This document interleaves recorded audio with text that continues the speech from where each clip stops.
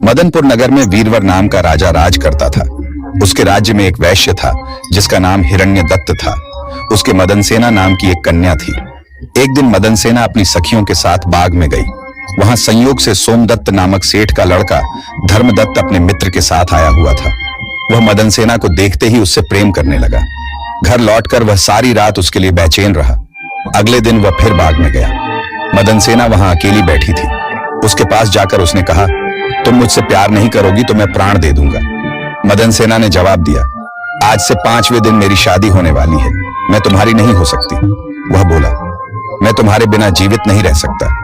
मदनसेना डर गई, बोली, अच्छी बात है, मेरा ब्याह हो जाने दो, मैं अपने पति के पास जाने से पहले तुमसे जरूर मिलूंगी। वचन देके मदनसेना डर गई। उसका विवाह हो गया और वह जब अपने पति के पास गई तो उदास होकर बोली, आप मुझ पर विश्वास करें और मुझे अभय दान दें तो एक बात कहूं।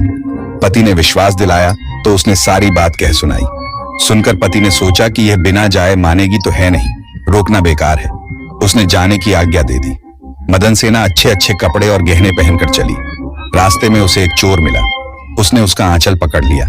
मदनसेना ने कहा, तुम मुझे छोड़ दो, मेरे गहने लेना चाहते हो तो लो। चोर बोला, मैं तो तुम्हें चाहता हूं। मदनसेना ने उसे सारा हाल कहा, पहले मैं वहां हो आऊं तब तुम्हारे पास आऊंगी।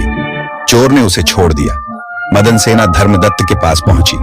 उसे देखकर वह बड़ा खुश हुआ और उसने पूछा, तुम अपने पति से बचकर कैसे आई हो?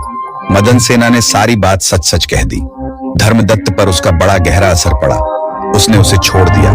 फिर वह चोर के पास आई। चोर सब कुछ जानकर बड़ा प्रभावित हुआ और वह उसे घर पर छोड़ गया। इस प्रकार मदनसेना सबसे बचकर पति के पास आ गई। पति ने सारा हाल कह सुना तो बहुत प्रसन्न हुआ और उसके साथ आनंद से रहने लगा। इतना कहकर बेताल बोला, हे राजा, बताओ, पति, धर्मदत्त और चोर, इनमें से कौन अधिक त्यागी है? राजा ने कहा, चोर। मदनसेना का पति तो उसे दूसरे आदमी पर रुझान होने से त्याग देता है। धर्मदत्त उसे इसलिए छोड़ता है कि उसका मन बदल गया था।